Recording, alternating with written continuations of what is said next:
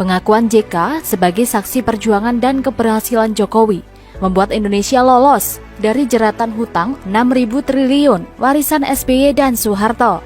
Jokowi menerima warisan hutang ribuan triliun rupiah. Catat ya, ada yang jatuh tempo, harus dibayar secepatnya. Ada yang cicilannya masih panjang sampai ke bulan.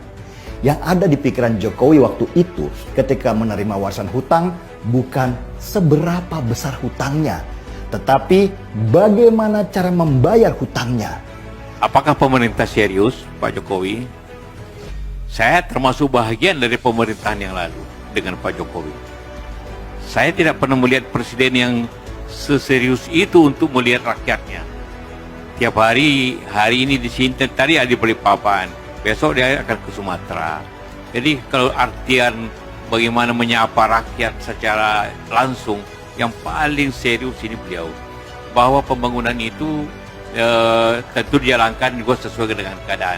Mulainya Republik Indonesia tadinya nggak punya neraca. Jadi barang milik negara pun tidak diadministrasikan, tidak direkod. Kita asal bangun, waktu Pak Harto 30 tahun bangun banyak sekali, nggak ada pembukuannya.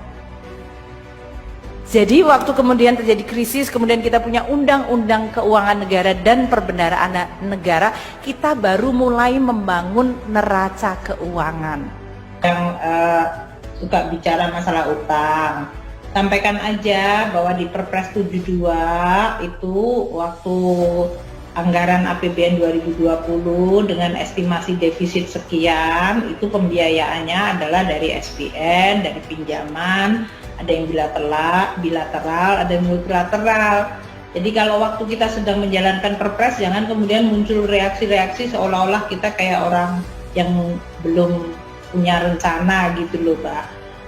Berasal dari thread Twitter Toto Kartaraharja, @Kartaraharja akhirnya mengaku juga. Teman-teman bacalah pengakuan seorang JK berikut sebagai saksi sejarah Indonesia. Pengakuan jujur JK terhadap keberhasilan Joko Widodo dalam pengelolaan negara, sehingga Indonesia perlahan lolos dari beban hutang peninggalan era SBY dan Soeharto, yang telah membuat Indonesia harus menanggung hutang hingga 6.000 triliun dengan dalih subsidi yang hanya memperkaya dirinya sendiri dan konco-konconya. Silahkan membaca tulisan berikut sampai selesai, agar kita paham mengapa kini Indonesia perlahan menjadi negara hebat di Asia dalam kurun waktu yang tidak terlalu lama di era Joko Widodo. Perjuangan moral Jokowi bagi Indonesia. Wakil Presiden Republik Indonesia Yusuf Kala dalam sambutannya di acara Simposium Ekonomi di MPR RI Senayan mengatakan bahwa ada dua kebijakan keliru yang dilakukan pemerintah era Soeharto dan SBY sehingga menghabiskan anggaran 6.000 triliun. Kebijakan itu menjadi salah satu penyebab ketertinggalan Indonesia dari negara-negara tetangga. Satu kebijakan era Soeharto dan satunya lagi era SBY. Selama 32 tahun Soeharto berkuasa, tidak ada riak yang berarti untuk menghentikannya. Saat Soeharto jatuh, tatkala fundamental ekonomi yang disimpan rapat bertahun-tahun terbuka lebar oleh aksi George Soros terkuak. Nyatanya berpuluh tahun kita menyimpan data busuk dan kebohongan. Tidak ada kekuatan ekonomi secara nyata.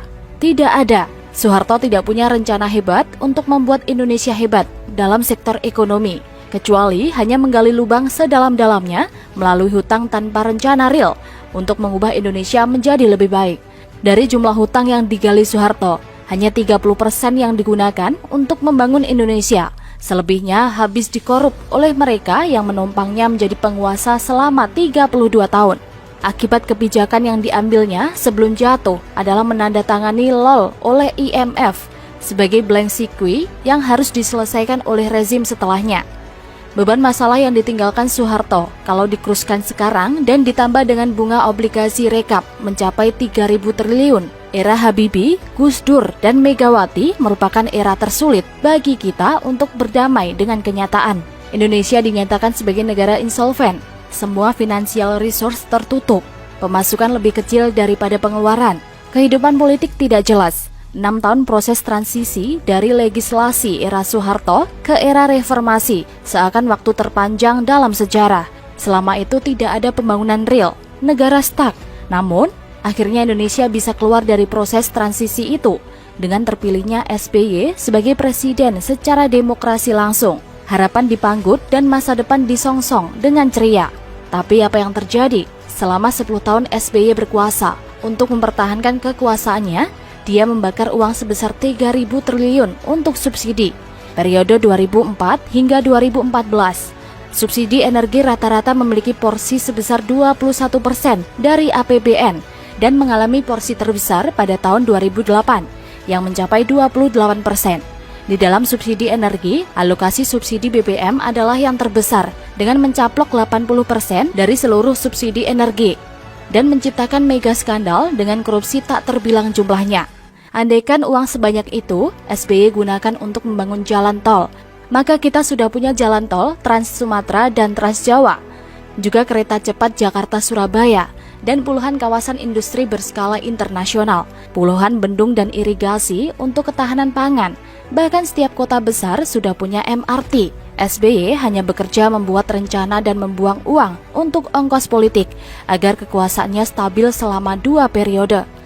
Era Soeharto kita abaikan karena salah memilih pemimpin dan takdir kita berhasil mengubah tatanan politik yang diktator menjadi demokrasi.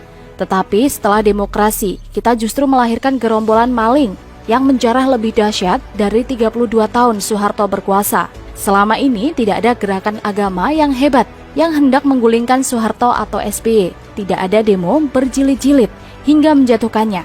Mengapa?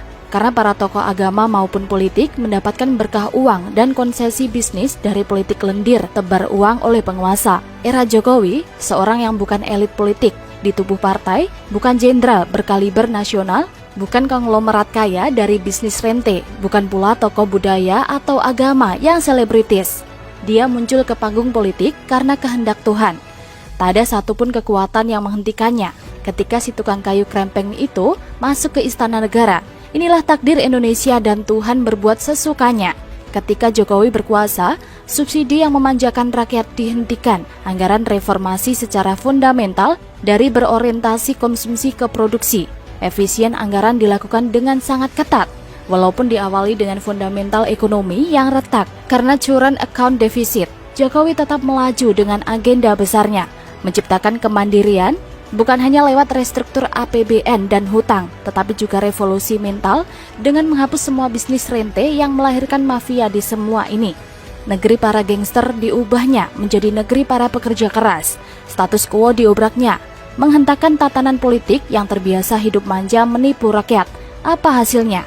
Hanya 2 tahun berkuasa, semua ranting internasional berkaitan dengan indeks korupsi, pembangunan dan ekonomi membaik. Indonesia termasuk negara peringkat 3 terbaik ekonomi di antara anggota G20. Saya membayangkan Sob, setiap langkah Jokowi tidaklah mudah dan penuh resiko, karena semua elit politik yang kini ada adalah bagian dari kekuasaan Orde Baru yang pernah merampok Indonesia, meninggalkan beban kerugian sebesar 3.000 triliun, yang juga bagian dari kekuasaan era SBY yang membakar uang negara sebesar 3.000 triliun demi melenggangkan kekuasaannya.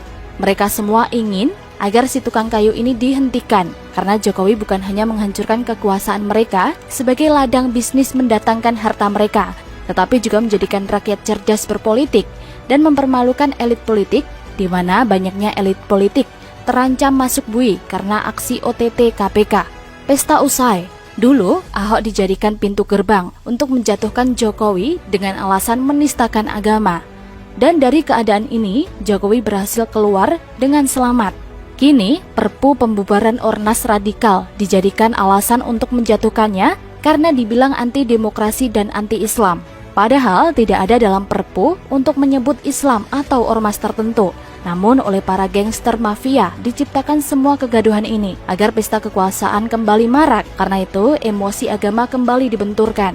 Andaikan Perpu itu ditolak DPR, maka ketahuilah kita bahwa agenda menjatuhkan Jokowi memang datang dari segala penjuru mata angin. Apakah Jokowi akan jatuh? Tuhanlah yang berhak menentukan siapa yang pantas berkuasa, dan setiap orang yang berkuasa adalah cobaan bagi rakyat. Usia saya lebih dari 50 tahun. Saya adalah generasi gagal karena tak bisa berbuat banyak menghentikan Soeharto dan pemikat subsidi BBM era SBY yang membakar uang ribuan triliun. Apa yang saya lakukan sekarang adalah berusaha setiap hari berbuat kebaikan, agar negara ini lebih baik melalui tulisan lewat